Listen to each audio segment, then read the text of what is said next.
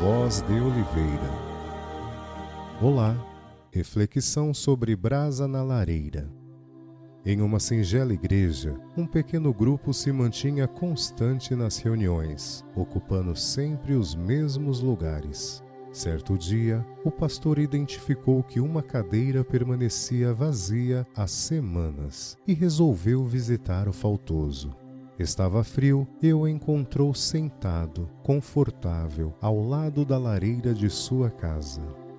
"Você está doente, meu filho?" A resposta foi negativa. Talvez esteja atravessando algum problema, mas estava tudo em ordem.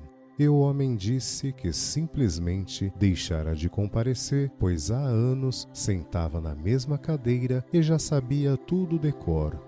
O pastor dirigiu-se até a lareira e de lá retirou uma brasa e a colocou sobre a soleira de mármore na janela.